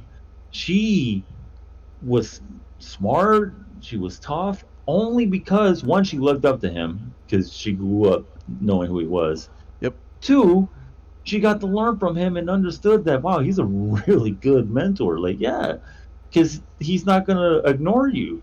And if he does, there's a reason for it, and he tells you to stay back. I got to do something. he's not purposely ignoring you. He's like, I have to do something. If I don't do this, you might die. Okay, cool. Or the situation will get worse. Yeah, The situation will right. get worse. If I don't fix this now, we're gonna have issues. Yeah. Yeah, yeah, sir. But no, not Oliver, man. Like Yeah. this dude They is trash when it comes to people. Like so he, that's why the show did it almost that they made him into Batman. That's why everybody said he's the Green Batman. They should say no, this he's is not. Batman. No. The way they made his character, he's like Batman. He's He's still offstandish. trash. He's still trash. But it's like, why didn't you guys just make a freaking Batman show? Why just make a Batman show? Well, they can't do that because they're trying to make Why money not? in the movies. Why not? Why not? You're gonna have Flash in the movies. Why not? No, here, Different universe. no. Here's the thing I always tell people: say, so this is what I say. This is what I always say. So you're telling me the casual audience is stupid? Well, You're telling me the casual audience is dumb? They can't they kind determine. of are. They like if you like Marvel movies as much as they do. Yeah. It's Well, like, no, I mean telling the difference between something. I'm not saying liking. yeah, like telling the difference. They call it Arrowverse. It's like how about get a Batman verse? Oh So- wait, they have plenty of those in the comics, by the way. Yeah. Yeah, right. So you're telling me that the casual audience member isn't going to decipher that? Okay, we got Ben Affleck Batman over here, quote unquote, but if they make a TV show of Batman, they're not going to make enough money. No, they're going to get people invested in the want to watch the movie because they're watching the freaking Batman show. They made Gotham, which I stopped watching after season 1. It was Dookie. So I actually liked it. I'm sorry, I liked it. Still Dookie. The series finale was weird, but I actually liked the show. Still Dookie. I mean, you have the Gear Man. Gear Man from Rick and Morty as Bane. Gear Man. All right, cool, got you. Like, no, bro. I saw a picture of that. I was like, you guys are idiots. Like, this show is trash. Screw this show. I'm glad I stopped watching it, dude. Like, it was a terrible show. No, I Fox watched it. doesn't know how to keep a show proper anyway. I watched it for two people. I watched it for two people because I loved how they did the characters. John Pertwee I know you talked about and Corey Michael Smith. That was the perfect Riddler. That's the Riddler I want. But that's the problem. You liked it only because of two people who were always in the show. But the show was still Dookie. It didn't matter. It was like, I like Alfred, the actor. The guy is great. I do like him. I saw him in a couple other movies. And, he's just that guy. Like, he has that cool voice, too, though. Like, he can definitely do voice acting that, people are like, oh, wow, that guy sounds cool. He just has a cool voice. Yeah, right. And he's very proper sounding, but also, like, I'll stab you in the face attitude. Oh, that's Alfred. Man. It's Alfred. Yeah. And then the Riddler, that made sense. Like, it went a little bit psychological for a little while, and then he was like, you know what? I'm smarter than all of you. Like, but yeah, it was a what they did is this is what they did, and I loved it. They took the Frank Gorshin version, the kooky version of him, because he did some kooky stuff in there, and you're like, okay, and that was the bringing the comedy. But what they did is they brought in the John Glover, the animated series version, that serious Riddler that basically will kill you if you're not smart enough. And they mixed it, and he mixed it just right. And I was like, that's the Riddler. If they do that, he did a phenomenal job. I don't like the show, but as you said, those two actors, literally, were great. Yep. They held the show together. If you got rid of the Riddler, I mean, you group out all of his rogues into this show, and it makes no sense because he's older than a few of them. Yep. It's like the Riddler and him, or I would say close about the same age. Close about the same age. And then Penguin is older. Yes. Mm-hmm. That one I understood. You bring in Mr. Freeze. What? Like, they're about the same age. How? How is he doing all this? And then you had Bane, who is 10 years younger. So no, they're the same age. No, they're about the same age. Are they the same age? I thought he was a little bit younger. Nope. I don't remember. They're the same age because, well, in the new version when they did I Am Bane and they were battling each other, they were showing the same age. They made him about the same age. Yeah, because I know he was younger. Yeah, before younger, stronger, smarter. Like he was supposed to be about 5-6 years younger than Bruce. Yeah, he was quite a bit younger than him, like when he Yeah. first showed up in Nightfall. Yep. Then, yeah, John Paul take over, Yeah. Right. which is wow.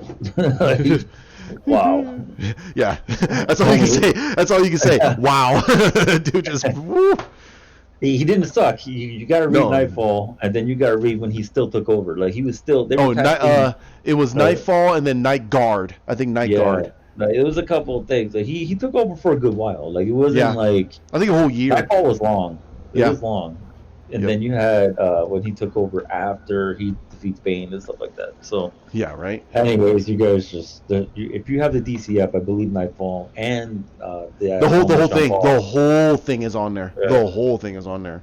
Yeah. So yeah, I mean, like I said, there's certain things they can eat the CW messed up on really bad. That was but Fox. That was Fox though. yeah, right. Like Fox messed up Gotham, but CW is just doing the same thing with everything else. The only they thing messed up Lucifer so much. Lucifer got picked up by Netflix, and they were like, "The story's actually pretty cool." DC entity, by the way, Right. you guys don't know that. So is iZombie. Yep. iZombie's another DC entity. So yeah, the what the hell was it? The only show, before we finish this up, the only show that I think that they're doing a good job on the CW is Black Lightning, and the main reason why is it's written by an all-black cast. Well, also, The producer is black, and he's been doing a lot of black TV shows and such. he's doing it like a blaxploitation film, Mhm. but the daughter characters ruined it for me. They went a little too much with them when it should have been. Because look at the dad. I really like Black Lightning, and the Yeah, actor Chris who portrayed Chris him, William is perfect. what, like this guy? Yeah. He wasn't like super blaxploitation. He had a little bit of the attitude when he was a principal. Yeah, He showed that blaxploitation attitude, but when he was Black Lightning, he did not have the fro. Okay, he had a fro originally, which was right. It's he funny didn't as have the hell. fro. Nope. But he was like, I'm a hero, I'm gonna whoop your ass, and this is how your day's gonna go. All right, have a nice day, zap. And then that's it. Yep. But He was straight to it. He was straight to it. Gambi taught him a lot about his powers. Like this is in the comics too. Like Gambi was like his father. Yep. He raised him to be a good man. And he's Italian. Like Yep. when people say, "Oh, white people didn't help," I was like, "Well, that's come on now." Like this dude raised him. He could have left him in the streets. He could have ended up being a superpower drug dealer. Like all kinds of stuff could have happened. Yeah, He could have been a gang leader. and he Like, did you it, and that's why I like how they did the show. They did the show very close. They took some liberties, but they did it almost exact to the comic where Yeah, they took it was liberties, Gambi. like, he betrayed him or something. Yeah, I'm like, wait, like- Gambi didn't do that. But Like whatever. no, in the comics, Gambi did kill his dad. He had the way they played it. He had to. Yeah, he had to. He had to kill his dad.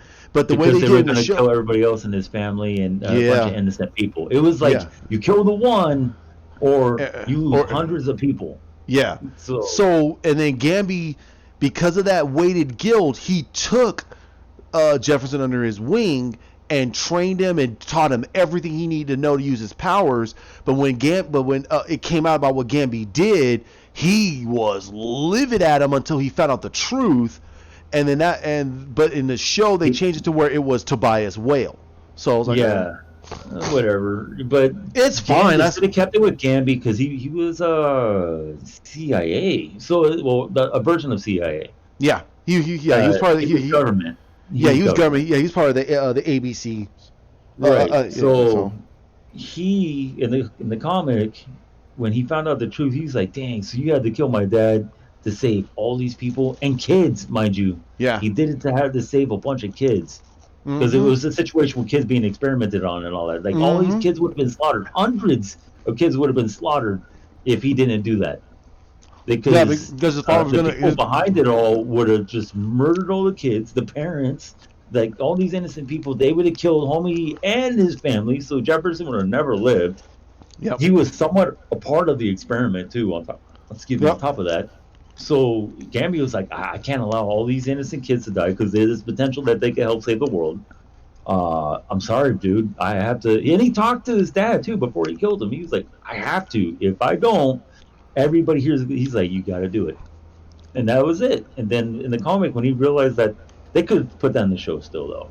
Yeah, they could have. When they when he realizes everything, because he finds out the truth and everything like Yeah. that, he's like, oh wow. So my father just stood there ready for it because it knew he would save his own kid, the woman he loved, and all these children and parents and all. Yeah, go ahead, kill me, bro. I get it.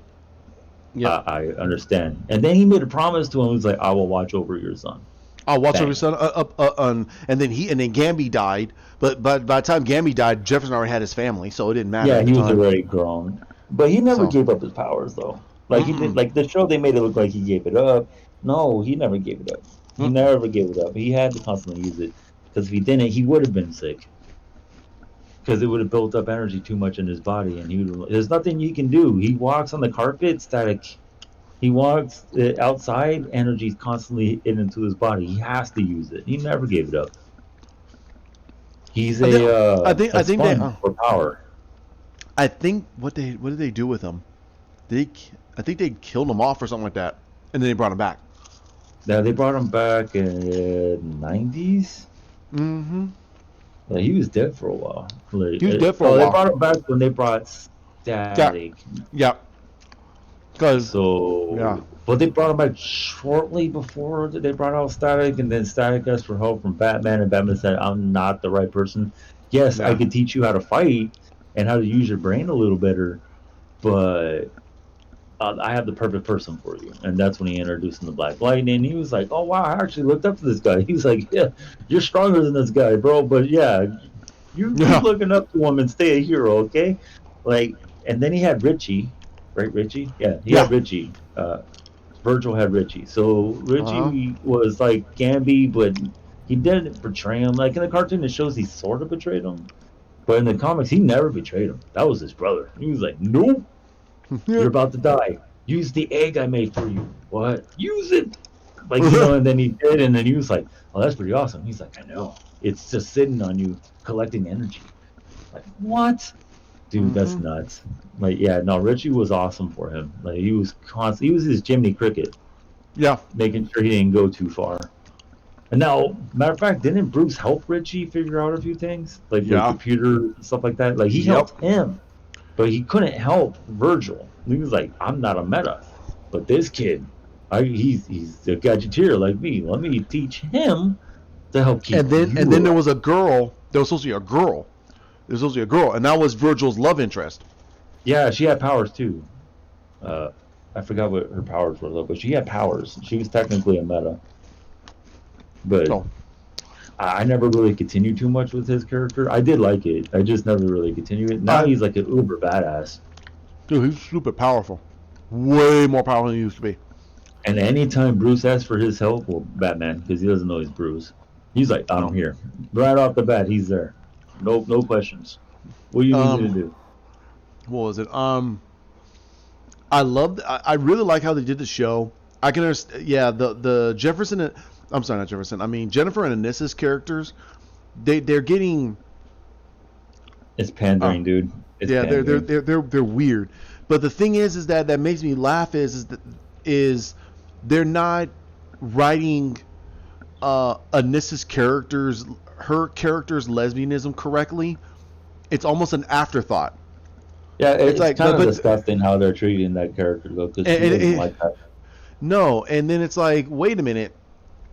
She's supposed to be a black, proud doctor, lesbian doctor.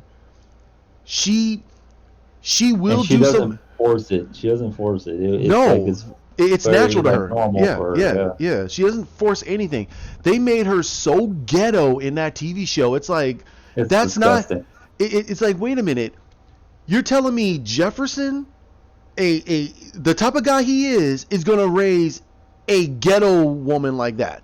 She's stupidly ghetto. And what I mean is that she's going to go out there, try to figure out her powers. Okay, that's fine. But then she's going to go out there and beat up gangbangers take their money and drop it on the doorstep of the church. And I'm like, wait a minute.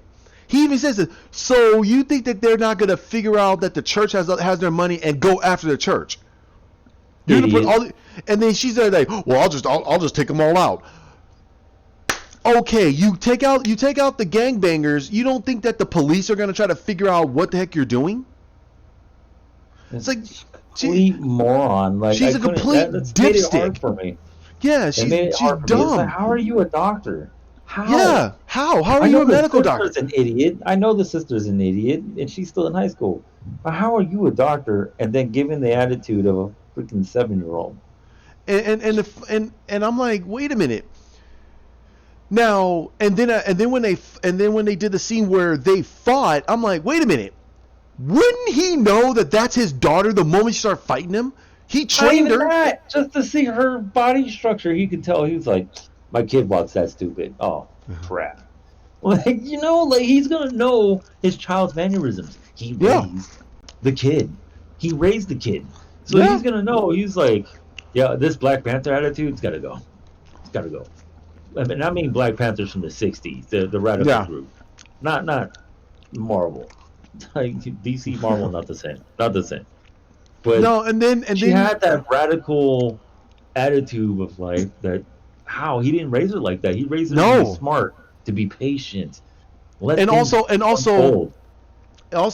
the fact is that you can't fight fists with fists on unnecessary problems. Some problems can be discussed diplomatically. Yep.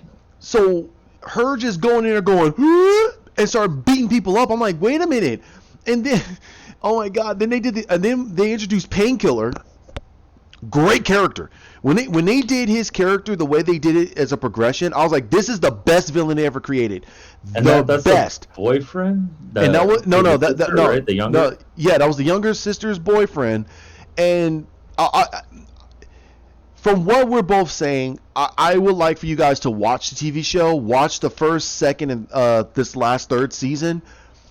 Painkiller's story, his progression, is the best. You see him as what he was before, then he gets paralyzed, then he's told by Tobias, Black Lightning did it because of this and this and this, and he grew his hatred towards Black Lightning, and then he's given this new spinal column, and becomes Painkiller, which he should have never been able to fight Jefferson in the first place, because Jefferson should have beat the crap out of him. He's a much more experienced martial fighter. But they had to show that this guy had an up on Jefferson because of youth, which is okay, that's understandable in some ways. But then he grows to be stupid, like he grows to be dumb. And Jabaz is like, you are one dumb. He even said you're a dumb Negro. You are so stupid. This is the. You're like, wow. He insulted him badly. So then he basically turns on Tobias. Gets his spinal column ripped out of him. He dies from it, and then the company that this in this TV show's Gambi he works for, they took his body, put it in cryostasis, and made him into a cyborg. And then they did the Matrix on him. Like if you want to know Kung Fu, if you want to know Krav Maga, or any martial art that is known on written paper. All you do is plug it in and he'll know it all. They matrixed him. And the dumbest thing they did was this guy was doing Kung Fu. He was doing Jackie Chan level stuff. And I mean it, like Jackie Chan level experience with Bruce Lee level fighting ability. And you had Anissa in front of him, and he's supposed to be super strong, super fast. He's a cyborg basically. And she's beating him. I'm like, how the hell did that happen? Yeah, she doesn't know how to fight. She's a brawler. Like, you're dead. You're dead. You're dead. So I'm sitting there going, wait a minute. The moment he punched her in the gut, and she went, and she backed and went, he should be like, hey, wait a minute. And hit her in the throat. Pow. There you go. He's just kicking her ass. That'd be the end. That'd be the end of her fight. That'd be the end of the fight. And the fight, that's out of her life. Like, you would have obliterated her throat through her spine. Like he would have ripped it out. He was like, "We're done." Like, oh my god, I teared up because I was laughing so hard. I was like, wait a minute, this dude knows 15 different levels of martial arts. and he's not the kid anymore. Like that version of him's gone. That version of him is gone. He's a cyborg. He's a complete cyborg. And he's first mission. Yes, he's Deathlock. He's literally Deathlock. He's literally Deathlock. And basically, his first mission, he went and killed his mother. He walked in, she was like, "Oh my god!" And he grabbed her by the throat and made him kill his own mother. And then and you come to find out when they went into his head to try to save his psyche, you come to find out that basically he was sitting in a room. He forced him to sit in a room, his other side of himself, the other side of him that he used to be, and which, like you said, it shouldn't be there. He's dead. He died. So there should be no way to bring him back. But anywho, they had the other version of him, and he was in a room watching him kill his own mother, and that's how he was able to keep him subjugated, so he wouldn't revolt. The painkiller program. So he kept his other self in his room, and made him watch videos of him killing his mother to keep him subjugated. I'm like, damn.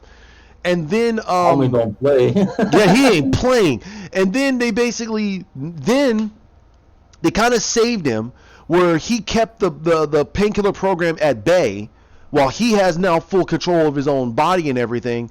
But the program is still in there, so it can eventually it can erode him, and he can come out.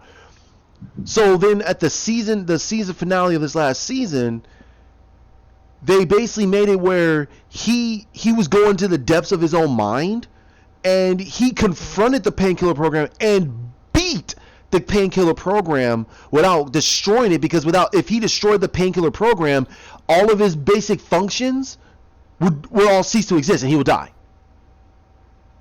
So he needed the program.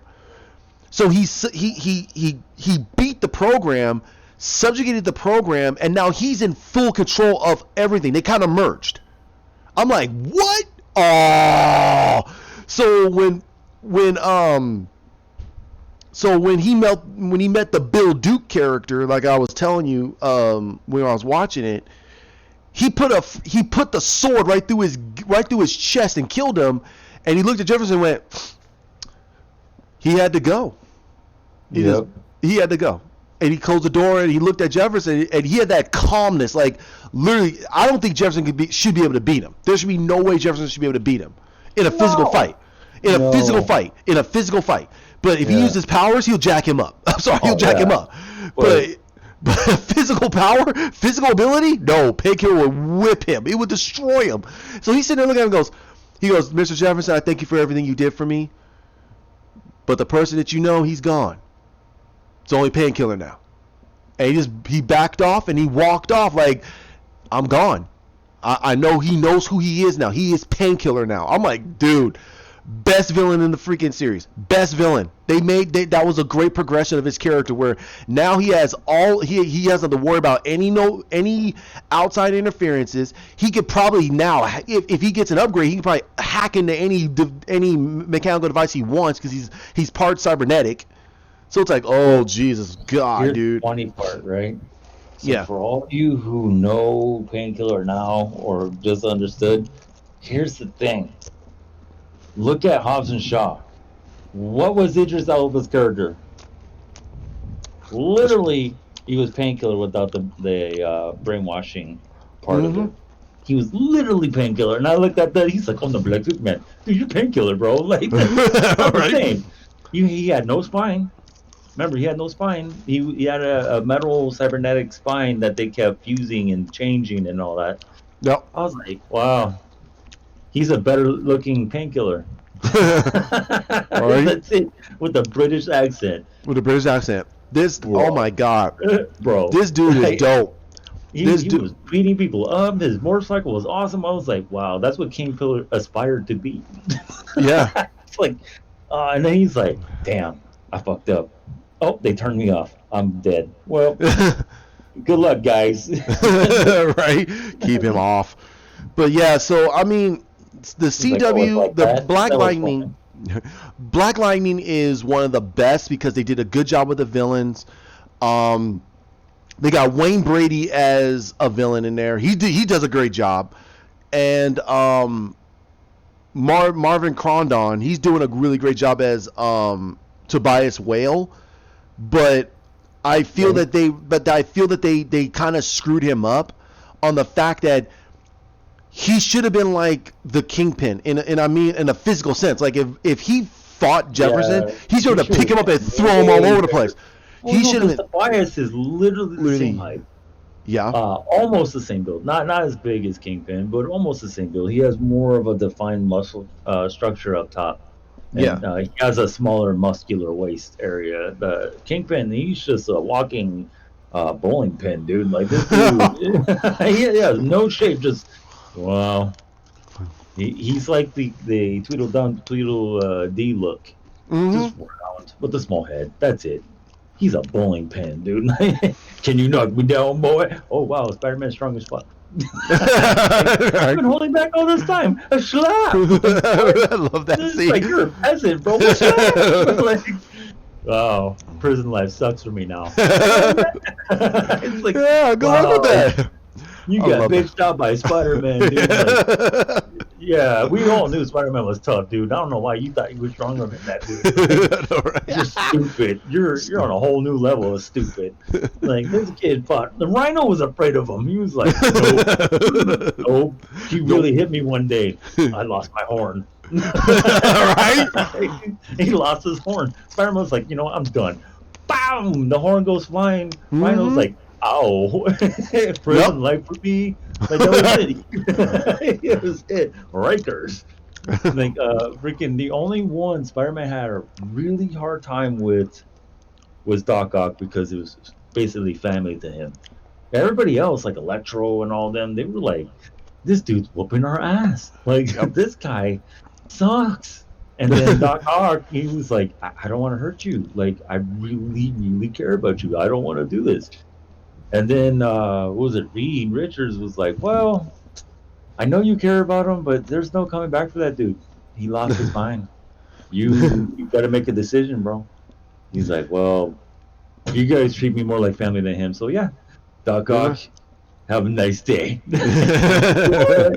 What? When Reed spoke to him, and it was Invisible Woman too. Sue sat there Hmm. with him talking. It was like he's not there no more. Like there, you can never, you can't see him as the surrogate father anymore. Like, dude, what am I to you? Like, I watch out for you. I help you. I sit with you. Like, he literally does fatherly things with him. Hmm. And when Peter realized that, he was like, "I'm always have a home here. Yes, here's the boombastic outfit. Now Yeah, go right? for the bag over the head, the boombastic Spider-Man." Like, it's so Right? funny. Right? But that's when he realized he was like, you know what? I'm done trying to save him. Throw him in prison. Hopefully he wakes up. If not, have a nice day. Vulture changed over time. He realized, why Yeah. was I going after that guy? I don't remember why I was going after him. Oh, I wanted to be younger because he was strong. But he realized he can't steal his life force. It's Nope. impossible. He can't steal it. So he was like, well, if I do, he got sick. That's what Yeah. happened. Vulture got extra sick when he did it, and he was like, "Ew, all right, why was I going after this kid? I still hate him. I can't eat him. Got it. Next, Morbius going back and forth between anti-hero and Villain. superhero and all this other stuff. Yeah. I want to see that movie. I do. I Yeah. want to I see. would see that movie too. I like Jared Leto. I know it's not going the route of how it should have been with he's stealing the blood of Spider-Man and all that stuff, but I like how he's going about it. It's like he's going the way of like real vampire bats, and this is what he morphed into because of all of his experiments trying to save his life from the disease that he's suffering from. And I like the question he asked. He's like, "Well, how far can you go?" And then the guy, this I like this actor too that's in that movie. Like he said, until the disease is worse. I mean, until the cure is worse than the disease. And that's literally what is going on with that character. He was like, well, damn. Right? Like, I messed up. Whoops. Like, Yeah. you know, and you have Michael Keaton, who I think is technically Vulture still, right? Like He is. He's alive. No, but I mean, he's still Vulture in the movie. When he sees him, he's like, oh, what's up, Doc? Yeah, right. I see that you stopped doing the good guy thing, huh? That's the end of the movie right there. You know that's the end of the movie. Like, that right there is like, huh, he runs into the Vulture, which it might be the Vulture or he's a new character, but I'm assuming they're connecting it to the new Spider-Man. So that's awesome. They're still trying to get Spider-Man's characters along with him, Vulture and Morbius and all that. But yeah, that scene right there, I was like, I want to see this movie just because Keaton said something so funny. They remind me of him in the 80s with like Night Shift and all that. Oh, like, yeah, Dr. Mom and Shogun a little bit. Yeah. Oh my god. He's like, what's up, Doc? Like, oh, bro. Like, he could have done a Batman that laughs easily. Beetlejuice attitude, that type of stuff. Like, yeah. he could have done it. They could have done one like that. He's too old for that now, but whatever. And then talking about him being in the multiverse type thing, and he's the Batman with the Batman Beyond situation. I'm like, yes, please. Yes, please. Do that. Give me Batman Beyond with him as the old Batman. Yes, please. I will take that. I will agree to that if they don't make the Flash part of the Flash universe. I don't want that. So that means that the vibe. I don't want a Flashpoint thing. No, that's terrible. That wouldn't be a Flashpoint situation. It is no, Flash universe. No, I'm saying Flash universe. Oh yeah, I don't want that. I don't want that. I want it to be like it's a circumstance that just shows up. You're like, oh, okay, well then build the universe from that. That's fine. I could see, like, you know, Batman and Flash, you know, looking into the different Earths and going, oh, so this is what happens to me in this Earth, and this is what I make in order to keep protecting. That's my son? Like, you know, that type of attitude. Like, well, let me get out of this Earth because you guys got this handled. He's like, the Joker's dead in this one? Yep, okay, I'm out. Like, I'm still done. Right. Like, let me leave. Like, most of my kids lived? Yes. Except for the one that went nutty. Like, but he's alive. Yes. All right, I'm out. Like, that's it. Right. I did good. This universe is thumbs up. I'm out. Right? Right? Right? That's what Bruce would do. He'd be like, thumbs up, bro. Later. Like, you obviously did something I didn't figure out. Son of a bitch. All right. Right? You're how old? Almost 90. Wow. I didn't even think I was going to live that long. I didn't think I was going to live that long. I think I'm fucking up. Let me fix myself. I think I fucked up.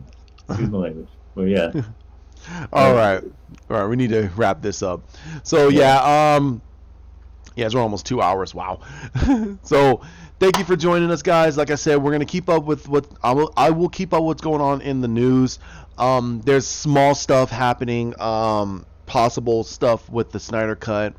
Nothing bad, but I want to hear a little bit more. People are now talking about, you know, what was really going on Justice League, and I'm gonna say this, and I completely agree with the common movie marks. We need someone to sit down and do a documentary on this. I want a documentary on this, on Man of Steel, BVS, and Justice League. What happened? And people start talking, because now people are talking. You're getting Ray Fisher starting to say something. You're getting Gal Gadot saying something. And Gal Gadot, from the very get-go, has never said anything, mainly due to the fact is she's trying to get her career going. Yeah. She's trying to get her career going. So she's not going to screw around with her career. She started off on the wrong foot, man. I don't care. Yeah. She started on the wrong foot. You're supposed to start your march with your left, not your right, lady. We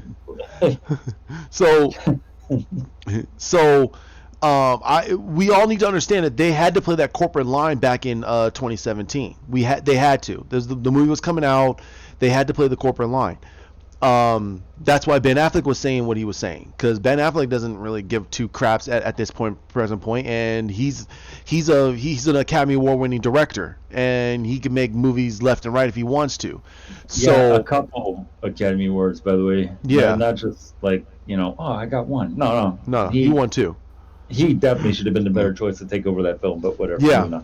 So, and he's a screenwriter too. He won an Academy Award for screenwriting. So don't give me this nonsense.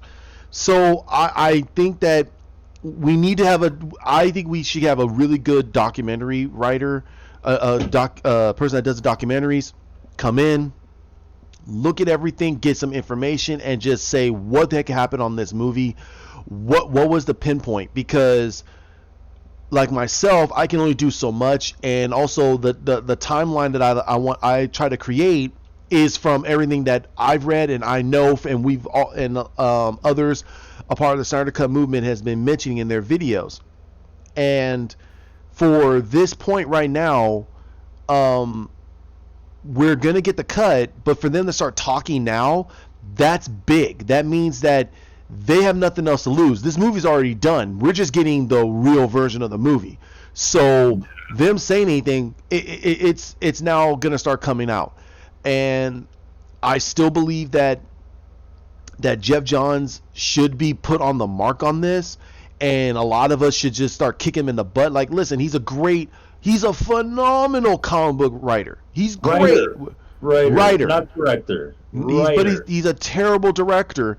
And from what we know of Stargirl, he's not doing very good on being a showrunner. So it's like, this guy should be on the outside as an executive producer giving ideas, not telling people what to do. Because it's not work, because his ideas are not working. His mindset is on the fact that this is back in the early 90s and everybody's huggy sunshine and rainbows in comic books. No, this is DC, man. This is a little bit darker stories, but you're telling it in a way that seems very grounded. DC's always been grounded. Marvel in some ways it has some grounded stories, but they're in the more fantastical. They use science in a fantastical way. DC uses science in a realistic purpose way. Hence why everyone has to go off of what happens in The Flash, because if they do The Flash correctly, they use real science. It's real physics, for God's sakes. You can't screw over that level of physics. It's physics. So I would love to have a person that does the documentaries, get down to the root, let's tell the real story, and let this come to shine, because if we forget about this, it's going to happen to another director. It happened to Richard Donner for Superman 2, and it happened for Zack Snyder. Another director came in, completely butt-effed the whole movie into an oblivion, and when we get the real Donner cut, the real Donner cut for Superman 2, we're like, man, this is almost a completely different movie. And you're like, what the heck? He originally wanted Zod to die. Richard Donner wanted Zod to die. He did not expect him to just have this cop in the middle of the Arctic arresting Zod, Ursa, and Non. That makes absolutely no sense. Where did this cop come from? This looks like a cop from a cop from Metropolis. Where the hell did the cop come from? This is the Arctic. Yeah, you're so dead. This makes no sense. Zod would have killed him, dude. Yeah. All right, we're going on a tangent. Hold up, we gotta stop. Yeah. Okay. So thanks for joining us. We'll try to do this again. I don't know when my next days off will be, but we'll try to do. So we'll try to do this on Friday when I get off work, and we get this out to you on Monday. So this will be always our Monday shows. Thank you for joining us. Like, comment, share, subscribe down below. Hit the bell. Yes, we'll try to get it. Yeah, thank you guys, and we'll try to get to you as soon as possible. Thanks for very much. Bye-bye.